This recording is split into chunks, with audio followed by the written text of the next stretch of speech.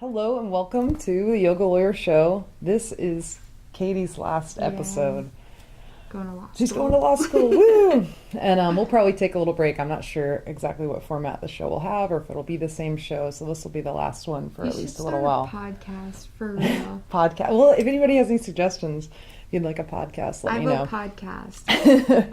But I'll probably do something. I'll still have a presence on YouTube, but it won't be the same no matter what because Katie won't be here. But we thought we'd talk a little bit in our last show about, what are we going to talk about today? Oh man, we're talking about Russia again, because that's like the big thing that's happening here in 2018 in July. It's almost August though. I know, yeah, it's July 31st, which is interesting because we're going to talk about a tweet that relates to what we're talking about, that the president tweeted today, July 31st, 2018 at 4:58 a.m. And he is in the same time zone as us, so he was either hadn't gone to sleep yet or was up super early. I think he just gets up really early. Yeah, I think he stays up a lot in the night too, because if we look at his tweets, sometimes they come at all hours of the night. It's hard to say. True. I don't think he sleeps much. I'm not finished with it. I'm writing. I'm reading a tell-all. Fire and Fury. Yeah. Oh, that one. Yeah, it's actually really good. Is it? Yeah, and it talks about how he stays up really late, calls a whole bunch of people, and kind of like spills the beans a little bit, like talks about his feelings and has a whole pity party, and he's just on the phone with these people, and how he likes to, his ideal night is like sitting in his bed with his 7 TVs around him, eating McDonald's. Yeah. Anyway. A little secret insight to our president. Some inside info. But we thought, actually, since Kay's getting ready to go to law school and what's been happening with the Russia investigation and I don't know, the main thing is that Michael Cohen, the president's former lawyer, came out a week or so ago and said that he's going to testify that the president knew about the campaign meeting with Russia prior to the meeting, because the president has denied any knowledge of that meeting. And then Rudy Giuliani has been on the news all week. Who's now representing Trump. He is now the president's lawyer. And he's making the argument that, it reminded me of what we called in law school the 4-dog defense, which is where you argue in the alternative. But he's coming out now and saying that even if there was collusion's not a crime. So they're kind of taking a different position because, of course, at first, and for a long, long time, it was, there's no collusion. And now it's like, if there was collusion, it's not a crime. And there's this really interesting argument or defense that we learned about in law school called the 4-dog argument. The setup for it is that someone's bitten by a dog, they accuse you, it's your dog, and you say, well, first of all, I don't have a dog. But if I did have a dog, it didn't bite you. But if I did have a dog and it did bite you... No, I said it wrong. Katie's got it. I don't, because I like it. I think it's She's so got it. cool. You go ahead. So, I don't have a dog. But if I did have a dog, it doesn't bite. There you go, yeah. And if I did have a dog and it did bite, it didn't bite you. And if I did have a dog and it did bite you, it doesn't have teeth. Doesn't have any teeth. So it's kind of reminded me of what the president and his legal team is now doing here. They're arguing in the alternative, which is a perfectly valid defense, is to argue in the alternative. I would say it's a strong defense. Well, it undermines your credibility, depending on what the defenses are. You're allowed to make the 4-dog defense. You're allowed to argue in the alternative, but it does sort of undermine your credibility when you do it. So you have to do it with care. So it's not that they're not allowed to make this defense, but when for months and years even you've been arguing there was absolutely no collusion, the president didn't. Well, what's the 4-dog here? First of all, there was no collusion. Second of all, if there was collusion, it wasn't me. It wasn't the president, because I had no idea. It was everybody else. I had no idea about this meeting. And now Cohen comes out and says, well, he did know about it. And he said, well, Cohen's a liar. That's another alternative. He's not telling the truth.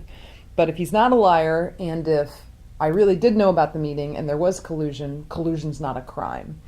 And if he's not a liar and I really did know about the meeting and there was collusion and collusion is a crime, I'm above the law. I can't be held liable. So these are it's like the 4-dog defense. And it's just interesting to watch it happening in real time. And so then the tweet, which brings us to the tweet this morning. The tweet is like straight out of the 4-dog defense. He says, he tweeted at 4:58 a.m. this morning. Collusion is not a crime, but that doesn't matter because there was no collusion except by Crooked Hillary and the Democrats. Which That's another thing we do, is what we were talking about a little bit this morning, is this whataboutism. And it's basically, it's like when your argument is, well, maybe my guy did this, but what about this other guy? that did something bad. Yeah. Kind of trying to lessen your crime by referencing maybe a greater crime or a different crime. When that, like, okay, fine, yeah, that happened and it was bad, but we're talking about your crime right now. And there's a lot of that happening in the news media and in politics. We see it all the time, where instead of actually addressing the issue at hand, it's a way of diverting attention to someone else's wrongdoing. And some people don't realize that they're even doing it. I know I definitely did it before I realized what I was doing, and now I kind of catch myself falling into that because it's a cheap argument and it's easy. Yeah. Easy to make that argument. It doesn't address the merits of the issue at all. No. And it suggests that you can commit any crime as long as someone else has done it. Like, Yeah, it's which- okay. There's complete moral relativism. Like, okay, I can just do whatever I want because this person, and that person did it too. And that's really, I feel like maybe that's what we're getting to here. It's like, what's happening in the U.S.? Like, don't we have some kind of moral compass? Aren't there certain values that we think are important and that we hold dear, like truth and, certain morality? Like, is it okay for a president to say one thing for a year and then completely flip? Maybe it's okay, and maybe if you really believe in his policies, you're okay with that. And I don't agree with a lot of his policies, but I don't think his policies are all horrible, and I have an issue with the president that lies like that. I had an issue, I was young as a kid, but I didn't like when Bill Clinton was lying. I don't think I was even old enough to vote back then, so I feel I like wasn't alive. she wasn't alive. I wasn't old enough to vote. But I think this is the first time in modern history that we're seeing a president that is just so capable of turning on a dime and making his arguments they kind of sway with the wind. Whatever he needs to say to get it done at the moment is what he's going to say, and I have an issue with that. Fire and Fury kind of talks about that a little bit.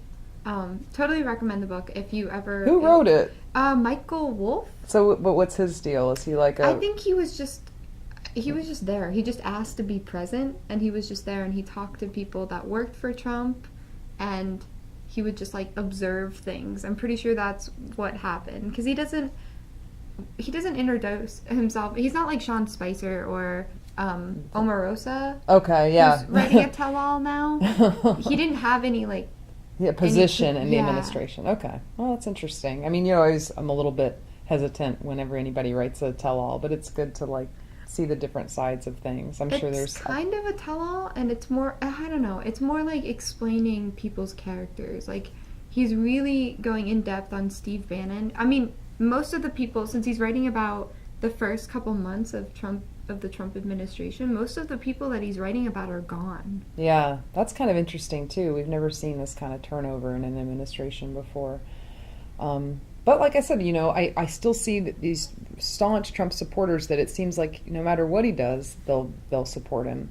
And I just wonder, is there anything you could do that would make you change your mind? Maybe not. Maybe because you're so against whatever the policies the other side is, which brings us back to something we talk about a lot here, which is, just the divisiveness that we're seeing, not necessarily in our day-to-day lives, but on social media and in politics, where it just becomes an us versus them mentality, which is very un-yogic. This is the Yoga Lawyer show. We try to incorporate yoga philosophy into our views and in just the way we live our lives. And it's a lot harder sometimes to not see things as so black or white, to realize that the darkness you see in others also exists in yourself, so that you're not constantly projecting onto your perceived enemies all of your own bad qualities that you don't want to acknowledge and integrate.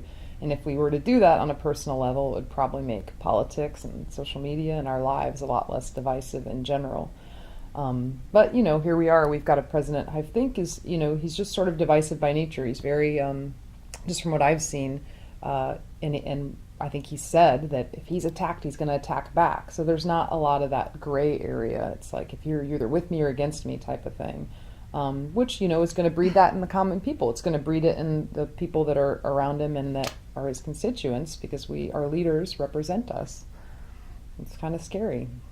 And I don't know if there's anything that he could do to make his supporters not support him. I think they need to realize it themselves, apart from anything most of them probably never will, and maybe that doesn't need to happen. It's not like everybody needs to realize, but enough people so that I think just don't be lazy. Just like, we talked about this last week too. I like it. We'll end on this. So go ahead with let's not be lazy politically. yeah, just don't be lazy. Just like hold your politicians accountable. And hold yourself accountable. Yeah. Notice what you do personally, the way you talk and the way you argue, and whether you're using whataboutisms and moral relativism, and I don't examine your own psyche a little bit. Yeah, I don't want to ever be one of those people that just like wakes up, goes to work, goes home, eats dinner, watches some garbage TV, and then goes to bed and does it all. Like, just like do something. Make a difference. Get involved locally. Local politics are a good way to trickle up the effects. If we elected more, bipartisan leaders locally, then eventually it would kind of go upward. And, maybe people that aren't one of the big political parties, like, the political parties, the two-party system is definitely something that I do not agree with. And I wish there were more independent thinkers and people that were registered as independents that were elected to office, because that might be the cure for some of this us or them, which is on both sides. It's rampant on both sides. It becomes a battle between good and evil, and it depends which side you're on, which one's good and which one's evil. So I was updating my voter registration. Florida voter registration for this period ended yesterday, July 30th. So sorry if you might have missed it. Yeah, sorry. But when I was I was like updating my address, and it has you go through everything. Yeah. When it got to the party affiliation, it had the two major parties Yeah. at the top, and then you had to scroll down to find all the other parties, which I thought was interesting. Oh, because you did it online. Yeah. Because I just changed my party affiliation to independent. I was actually a registered libertarian for years, but I don't even feel connected to that party. I don't even know you. So I changed it just recently, but I did it the old-fashioned way by paper, and I just circled the box for no party affiliation in PA. Because that is pretty much what I feel like I am. I'm not really affiliated with any party now. But, not in Florida, anyway. Yeah. I mean, I think we need to change that. There's a lot we need to change, but there's a lot of good happening too. I don't want everybody to get so down with politics. Like you kind of go outside and see what's happening locally. You see, there's always a lot of great things happening where we are in Orlando, and learning is cool. Learning is cool. So we love feedback, comments. Again, this is our last episode together in this format. There will be some kind of YouTube present, probably going to be a month or two, because I'm going to take a little time off. Because it's summer. It's summer and busy, and we're about to head back to school. Yeah, life, all that. Take a little hiatus, a summer hiatus. But yeah, comments, feedback, we'd love to hear. And anything else, Katie? You want to say farewell? It's your last one. Everybody wish Katie good luck in law school. Mic drop. Peace out. Awesome. So that's it for us. Thank you for watching the Yoga Lawyer video.